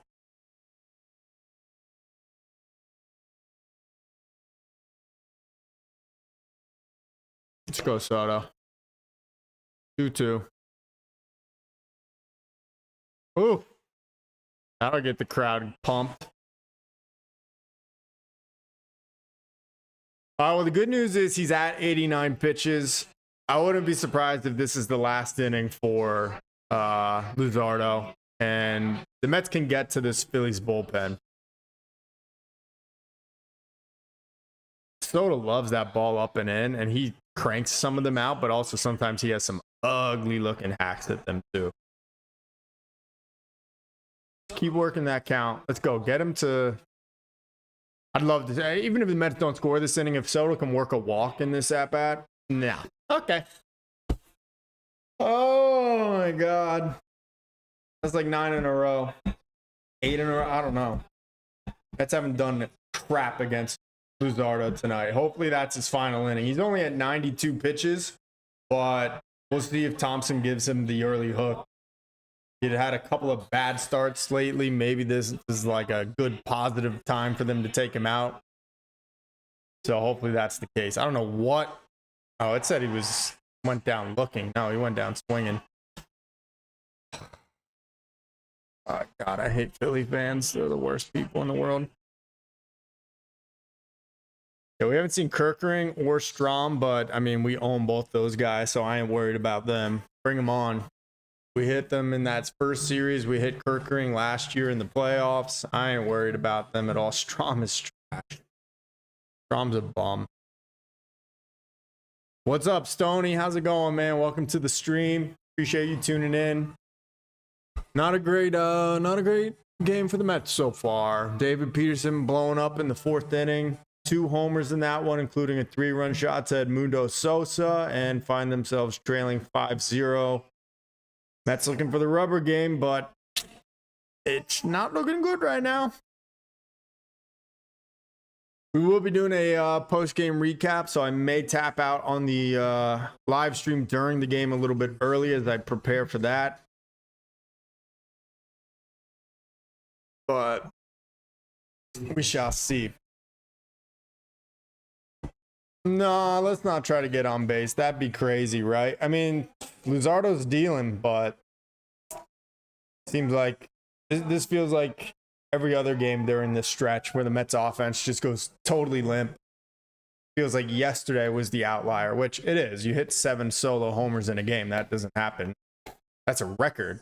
MLB record for solo homers in a single game. 7. The Mets set it yesterday, so it's an outlier for sure, but man, pretty rough ABs here today for the Mets. Good. No, not good at all, Stoney. That's right. Brutal. Brutal. Especially with the Braves losing 2 out of 3 to Miami today, or over the weekend.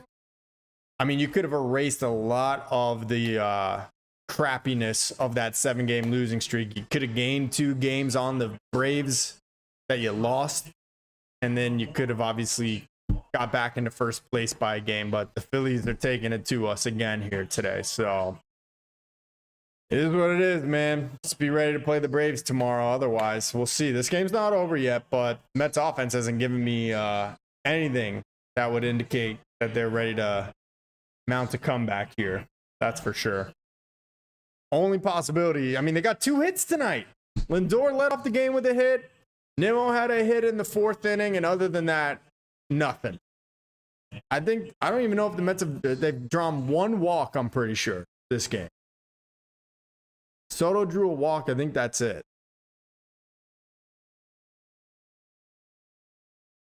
Yep. 3 base runners for the Mets tonight. Talking about getting shut down, man. Wow. Just brutal. Davinsky still, no, it's dead now. Nunez making his first appearance since getting recalled. So let's see if AAA did him any good. It was really weird when Deadnow Nunez did get sent down to AAA after pitching for the big league club for about 2 or 3 weeks there. We knew his first couple outings were not very good, but it looked like he was rounding a corner and he was pitching more effectively. And then all of a sudden the Mets sent him to AAA, I guess for, more work or whatever. But I mean, the Mets need Deadnow Nunez to pitch like he did in the first half of last year.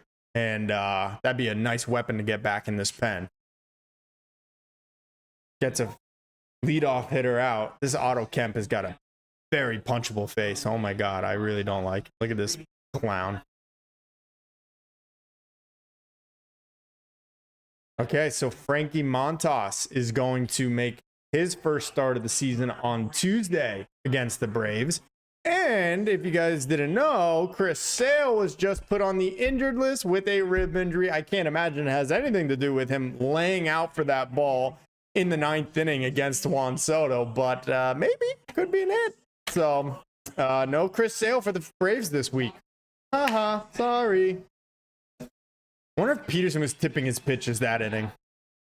I don't know enough about pitch tipping to truly, be able to tell, but it doesn't make sense that Edmundo Sosa taking him yard 430 freaking feet to right center field. Absol says same old Mets. Feels like it right now, man. Very frustrating. Stoney, are you excited to see Vientos and Montas to come back? I mean, yeah, for sure. I hope that Vientos can, get back to 2024 Vientos. And then Montas, I'm holding my breath on. I will reserve judgment until we see what he does in the big league uniform. Obviously, the minor league rehab assignment's been terrible, in ERA in the double digits, but let's see what he has for the big leagues, man. We need pretty much anything we can get at this point for the rotation with all the injuries that we got going. So I'm excited for the fact that he's a big league arm, but I'm also a little trepidatious about it, given how poorly he's performed in AAA so far. Everyday Met says NYC Tuesday temps are 103 degrees. Oh my goodness, it is going to be a hot one in the Big Apple this upcoming week.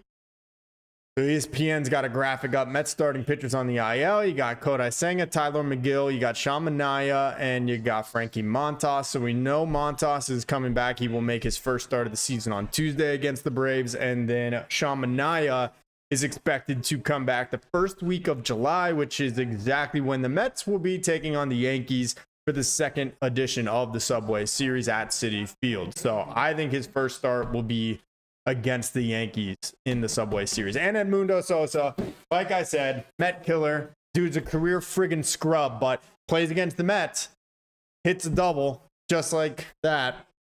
Can't stand this dude. Should have plunked him in the back. And then you got Marsh, who looks like he should be on Swamp People. It's just a flare. I mean, didn't even hit it all that great. It was off the end of the bat. Such a scrub. Now you got Marsh, who had a couple of duck farts the other day against us in that 7th inning. Gotta keep it at 5-0, man. It goes 6-0. I'm ending the stream. Dude, off the end of the bat, are you kidding me?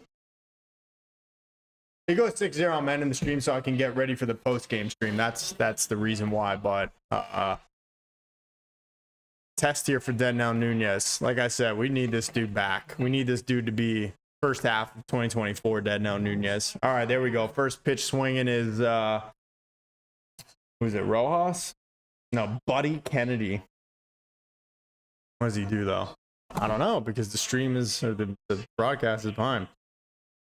Stoney asks, what are my thoughts on Francisco Alvarez getting sent down? Definitely the right move. They definitely needed to.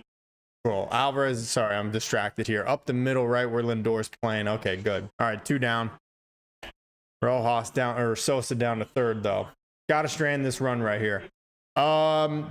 Stoney, it was definitely time. I said it about a week ago. I wanted it to happen. You know, he's been a mental case here. It started out, you know, he just wasn't having good at bats, and then he started taking it out to the field with him and having mental mistakes. So definitely time for Alvarez to go down to AAA, have a month there, get his head on straight. Hopefully comes back stronger than ever. I'm not giving up on this guy still as being the future catcher of this team, but I don't think he was going to get right here in the big league. So I definitely think this was the right call for the Mets. They'll be in good hands with Luis Torrens and Hayden Sanger as the catcher duo for the time being. So yeah, I think it's the right move for sure. And hopefully Alvy does come back and he's going to be able to live up to that prospect billing that he once had. So here we go. There we go. Lindor laughing it up. They don't care about winning. D-Rail talking about Lindor. I really didn't like it when it was with Acuna, but you know, these dudes are all friends, man. They all, like, you know, do training together in the off season and hang out and stuff like that. It is what it is. We see it in the NBA. We see it in the NFL. So, all right, Rojas, 1 and 2 here. Let's go. Let's go, Nunez. Need it. Absolutely, these ESPN announcers are the worst. Like I said, at least it's not Carl Ravitch tonight. He's put you to sleep. Luke Sciambi's not a whole lot better, but he's much better than Carl Ravitch. I'll give him that. It ain't saying much. The bar is low, but I'd love to see whoever does get Sunday Night Baseball bring John Miller back. He still does radio for the San Francisco Giants, so that would be sweet. Get John Miller, somebody else in the booth with him. 2-man booth. 3-man booths don't work other than Gary, Keith, and Ron, right? All right, here we go. Here we go. 2-2. Come on, Nunez. Let's go, baby.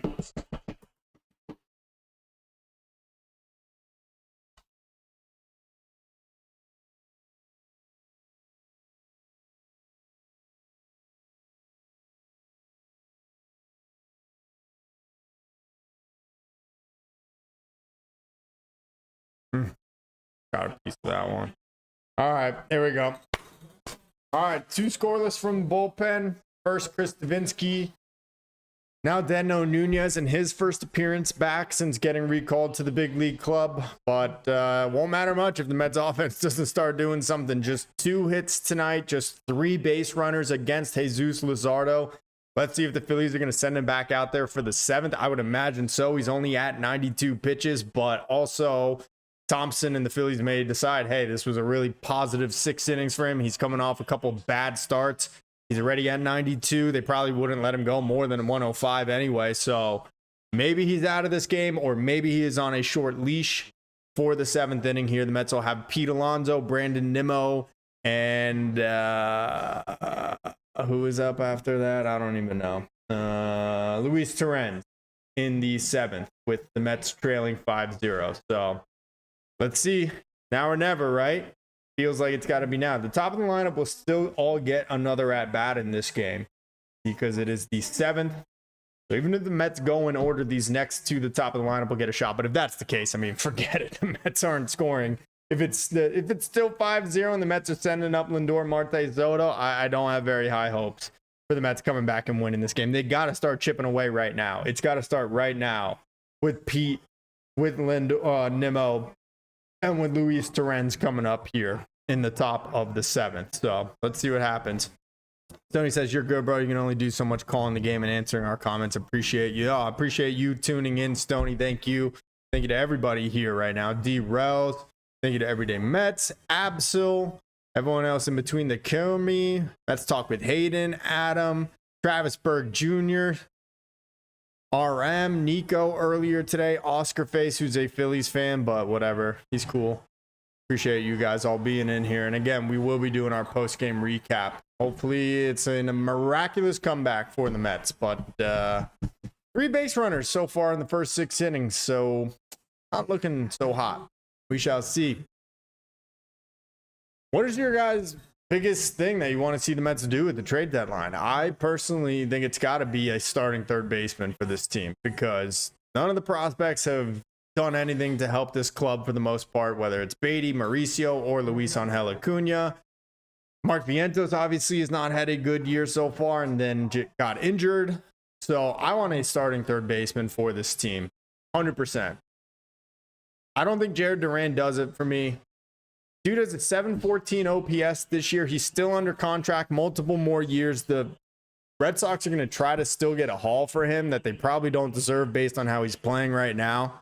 So I don't really think I want. I mean, look, would I be excited if they got Jared Duran? Yeah, depending on like what the trade is going to be. But honestly, I don't think he is the right move based on what the cost is probably going to be from Boston. Luzardo is back out there to start the 7th. Let's see how this goes. 1-2 on Pete here. Stoney says we need bullpen help for sure. Yes, 100% need bullpen help. I am hoping it's Aroldis Chapman as like the big move, but they need more than just one guy. Like, we cannot do any more of this Ty Adcock and Chris Davinsky and calling up Brandon Waddell from day to day, and Tyler Zuber, who got called up today. We haven't seen him yet, but they've gotten way deeper into the depth of this entire pitching staff than they probably would have hoped to here in June.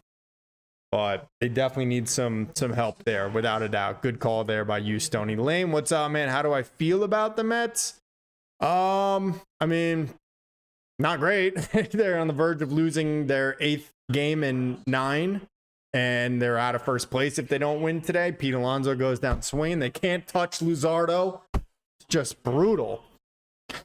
I don't know if I call up Brandon Sproat. I mean, like, if he's ready, then yeah, but I feel like he would have already been called up if that was the case. And he's not done very well in AAA so far this year. He didn't do well last year, so I don't know if he's ready or not. But I think that if he was, that David Stearns would have already done it. I know one thing about Stearns. He's not going to call guys up and ask them to be heroes and saviors if they're not truly ready for the big leagues, and I appreciate that from him. But we can't just keep going with these, scrap heap of guys. That's why I'm insisting that he start making some moves now.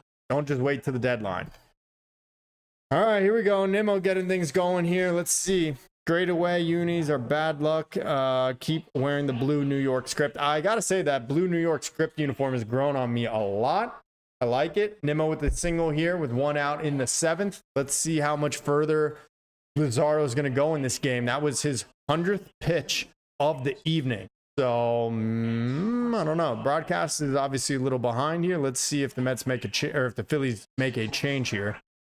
I mean, even now it's just a soft little single. Only the Mets' 3rd hit of the game. Yeah, mound visit. I'm guessing that's it for Luzardo. Let's see if it's Thompson or if it's the pitching coach.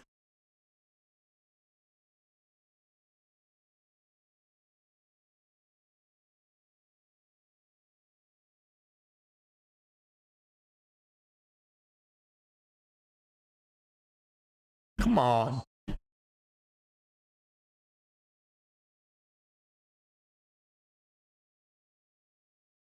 Lane says, what is the news on Sean Manaea and Mark Vientos? So Sean Manaea is probably going to return the first week of July. Like I've said, my guess is he probably makes his season debut in the Subway Series against the Yankees. And Frankie Montas is, you didn't ask about Montas. Well, Montas is scheduled to pitch Tuesday, so in 2 days against the Braves. And then Mark Vientos is, I don't know. There's no like clear timetable on Vientos. He began his AAA rehab assignment on Thursday, so he played this whole weekend with the Syracuse Mets. I actually believe he will get called up tomorrow and brought back to the big league roster, and Ronnie Mauricio will go down. I wouldn't be surprised if that happens tomorrow. Steve Sorensen, what's up, man? Thank you for the super chat. $2. Appreciate you, my man. Thank you very much. Ain't winning nothing with only 3 hits. Yep, definitely not. Especially when David Peterson crashes out for a 5-run 4th inning like he did, or whatever inning it was.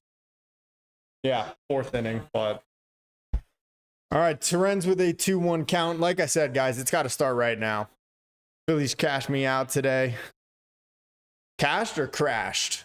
What'd they do for you? Homers or over? I wish I could gamble on games. I cannot. I live in Nebraska currently, as you guys know, and not legal here. But if you go 300 miles west to Colorado, it is. I don't, silly, but oh well. Everyday Mets. Royce Lewis is an option for the Mets at third base. Royce Lewis, that's an interesting call. I haven't heard his name talked about very much. I mean, the Twins are still in the race, though, in the American League Central. So I don't know why the Twins would trade. Well, actually, damn. No, they ain't. Whoa, I haven't kept up on the AL Central. They are 37-40, 11 games behind. Wow. Okay, so I totally misspoke there. Let's see, though. What are the American League wild cards standing? They're still definitely at it, and they're fourth in their division. But Royce Lewis could be an interesting name for sure. The Twins are like 6 teams behind the last wild card spot, so I don't think they're in it. Let's take a look at Royce Lewis and what he's doing. Another foul ball from Torrens. 6 pitch at bat so far here. I thought Lewis was an outfielder. He's a shortstop. I mean, he's only hitting. I mean, I know people don't care about batting average, but dude, 202 average, 282 OBP, a 585 OPS. Hell no, I am not interested in Royce Lewis whatsoever. Oh my God. 3-2, and he lines out. This is just brutal, dude. Man, we just can't catch a break. Oh. Bryce Harper, I mean, I guess they've been talking about him coming out or coming back sometime this week. Dude, that sucked. Torrens hits it on the screws. Not really. I'm just making shit up now. I'm seeing it on the game cast before I actually see it on the replay, so I can't give a true reaction. That was a lazy fly ball. They called it a line out on the game cast here, but that's it for Luzardo. 6 2/3. Gives up just 3 hits and a walk. The Mets lineup does absolutely nothing. And we're trailing 5-0. Okay. Brutal. Yeah, I'm not interested in Royce Lewis at all. Do I call up Austin Adams? I'm going to be straight up with you. I don't even know who Austin Adams is. He's not in the Mets. If this is the same Austin Adams, the guy's on the Athletics. So he's with the Red Sox organization. I don't know if we're talking about the same Austin Adams there, Lane. But Royce Lewis, no, I'm not interested in Royce Lewis at all. This dude, first of all, freaky. But no. Not a free agent until 2029, but in 2023 had a good year, obviously. 15 bombs, 309. What the hell happened to this dude? Went from a 309, 372 OBP. He had an OPS that year, 921. Last year was bad, 747 OPS, 233 average. And now this year so far, 202 average, 282 on base percentage, a 585 OPS. I mean, you'd be buying low on the guy. So if he came cheap, like maybe, but that better not be like the move as far as Mets position players. Like that ain't going to do it for me. Jet Williams, I mean, I like Jet Williams, obviously. All right, Stoney, appreciate it, man. Thank you. Brave series will be cinema, Zert says. Yeah, hopefully no horror movies because that's how it usually is for the Mets and the Braves, right? Jet Williams, he's in Double-A. I don't think they're going to call him up to the big league team. I know he's killing it down there. I think he's going to definitely go to Triple-A before coming up to the big league club. I mean, they're going to have a logjam in Triple-A pretty soon because Mauricio's for sure going there. I think they keep Luis Angel Acuna on the roster just because of the speed and the defense, you know, late in games. So I'd like to keep him on the big league team for sure. I think he brings something in that regard, but obviously he's not hitting. But here are the numbers so far this year for Jet Williams at Double-A. 6 bombs, 24 RBIs, 298 average, the 407 OBP. Woo, love to see it. And an OPS of 921. I think he's going to probably go to Triple-A sooner than later. But, you know, they obviously got to figure out how they're going to get all those guys playing time. You know, he's mostly playing, I'm thinking it's been center field for the Rumble Ponies this year. Let's see. He's been playing center field for 10 games, 39 games at shortstop and 6 games at second base, with 6 more at DH for AA. But obviously the majority has been at shortstop. Of course, he's never going to be the shortstop for the Mets, you know, with Lindor still here. But yeah, I mean, I just think he's probably going to go to AAA before he gets called to AA. Oh, I'm all messed up here, guys. Let me go back here. Austin Warren. Let's see. Who is Austin Warren? I don't even know. Sometimes I'll be totally honest. Like, if I don't know who a guy is, I'll be totally honest with you. But let's see. Warren, former draft pick from 2018.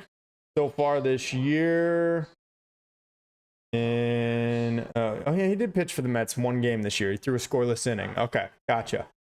And a lazy little ground ball to short, and that's the inning. Well, Mets offense looks like crap once again.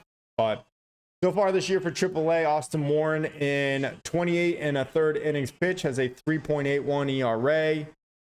Giving up 5 homers during that time. He's got a 1.31 whip, which is a little high, obviously.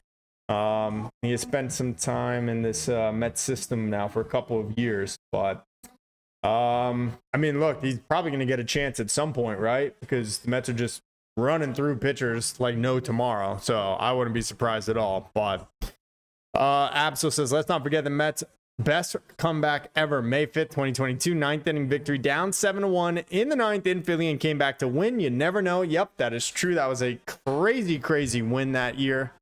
I just don't see it happening right now with the way the Mets offense is going. This is looking a lot more like the 7-game losing streak and not the 7 home runs that they hit in Saturday night's game. So let's see. We got, I can't even see your name here, man, but it says the best players play shortstop. If they can master that, they can almost do anything. Yeah, 100%. So, I mean, Jet Williams will get moved off of shortstop eventually, and obviously he's been playing center field. I don't know if he sticks as a major league center fielder or not, but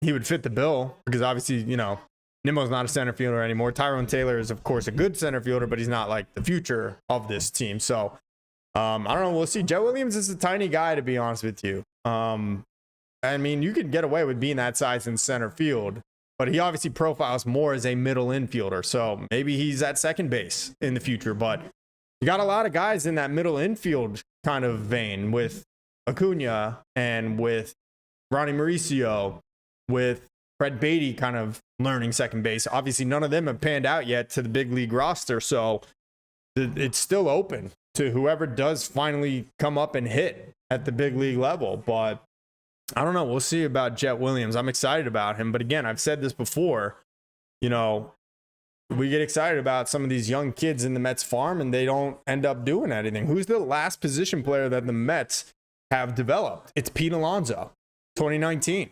Who is the other position player that the Mets have brought up and has stuck? Forget about even as a starter, because we know there's no other starters on this roster that the Mets brought up from their farm since Pete, but not even in the bench. I mean, obviously Mark Vientos had his season last year, but the jury's out on him still, considering how he was going here in 2025.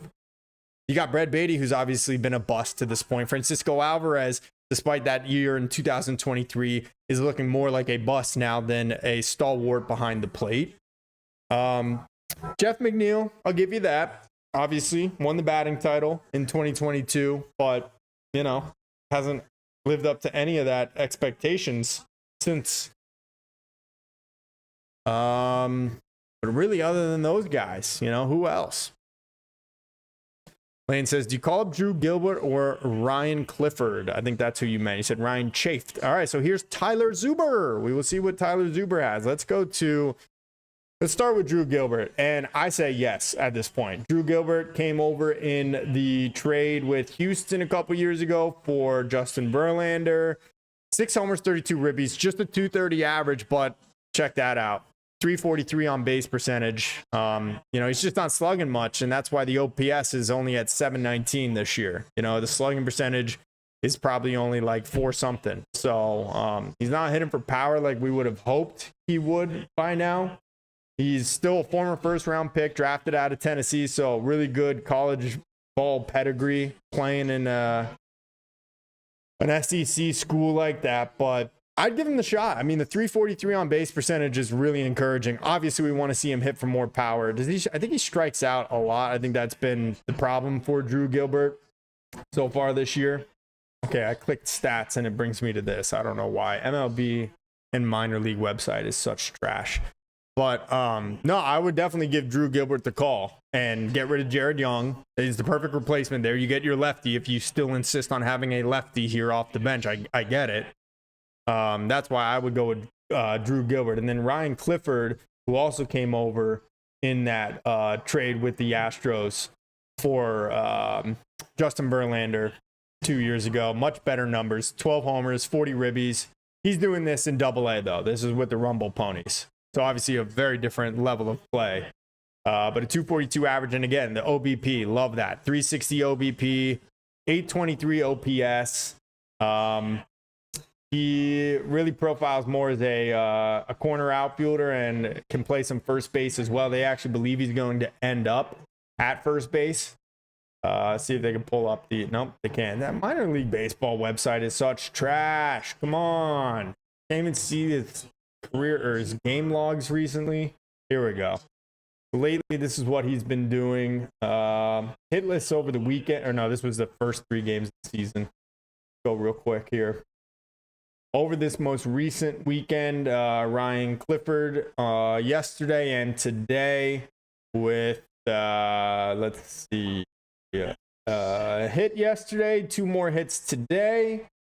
He drew 2 walks today, so good signs there. He had an RBI yesterday.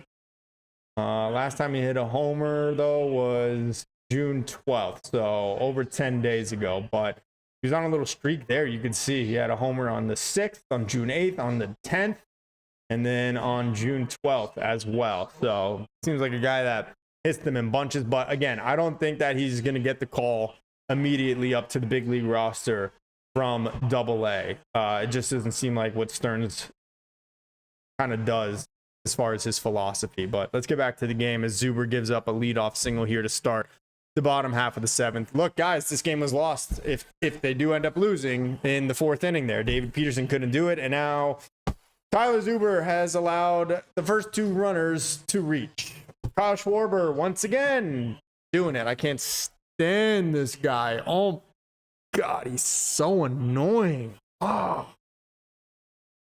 D-Rose, Tyler Zuber, who the heck is that? Yeah, well, looks like crap so far. 1st and 3rd, Phillies about to add even more insurance. Not that they need it with the way the Mets lineup is going here tonight. This sucks. Mets absolutely no showing tonight in the rubber game with first place on the line. What a bust.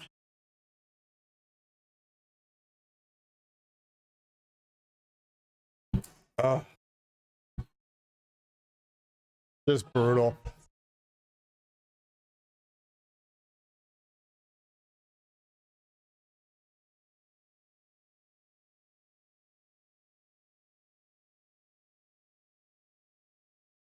I mean, this is just what the Mets have to throw right now. This is the best they have to offer, which is frustrating when you have a $300 million payroll, but there's a lot of injuries, and David Stearns isn't being active on the trade market at the moment, so this is what we have. Tyler Zubers, Ty Adcox,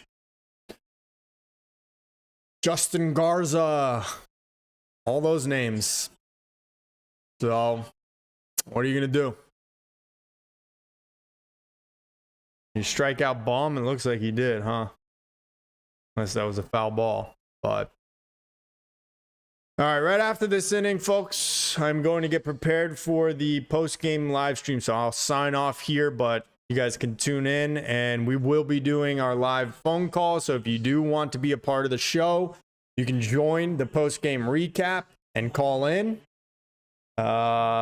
Looking forward to that. It's been going really well lately with those that have made the call, so I'm excited. But I got to get all that stuff prepared, and it's not looking like a good finish here for the Mets. Trailing 5-0, and again, runners on the corners with nobody out, and Tyler Zuber pitching for the team. Disappointing, man. hoping for more out of David Peterson tonight. Be the stopper, even though obviously the Mets won yesterday. We would have hoped he'd give you a little better performance than he did here tonight. Zuber just can't put bomb away. Yeah, Lane, you could definitely call in, man. On the post-game show, for sure. I mean, I'll go live immediately after the game, and you can definitely call in.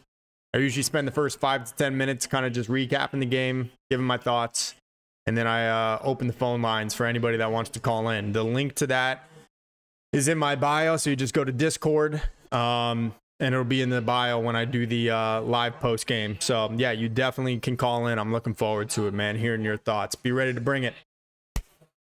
Eddie made a great call the other day. Nico has made a couple good calls, so be ready to bring it, baby. Oh, all right. 1, 2. Let's see. And bomb on a sac fly. Turner scores, and it is 6-0. The link is in the bio of the description of this video. So you can actually go there right now if you want, and that will bring you to my Discord. You could join my Discord. We have a couple of members in there already, just talking Mets all day, but that is how you can join the call-in show. So if you want to go and get that set up right now, go ahead, go do that. Again, the link to the Discord is in the description below, and I will take a phone call tonight. I will take multiple phone calls tonight in the post-game show. So if you want to go to my link to my Discord right now and join the group, that is how you will do so later on when I do the post-game show. But I'm going to wrap it up here now as the Mets do fall behind 6-0 here in the 7th. Grab a quick bite for dinner before the show. But obviously, barring a miraculous comeback, looking like the Mets are going to fall to the Phillies here and back into second place by a game. So why to call in? I'm not sure what you mean there, Lane. But again, if you do want to go get it set up now, go to the link in my description. It's in the description of this video here right now. It should say live call-in show, Discord. You just click on that link, and it'll take you right to my Discord channel. And that'll allow you to call in to the show later on. So, and Nick Castellanos with a double. So I think that sets up second and oh no, Kyle Schwarber scores. It is 7-0, and the Mets are again getting their asses whooped. Well, good time for me to wrap up the stream, I think, guys. The Mets are really pissing me off. So we're going to wrap things up here with the live game stream. But again, be sure to tune in later for the post-game recap. I will have some colorful words to describe this Mets team right now. So appreciate you guys all tuning in. Check it out later. Post-game recap coming up right after Mets.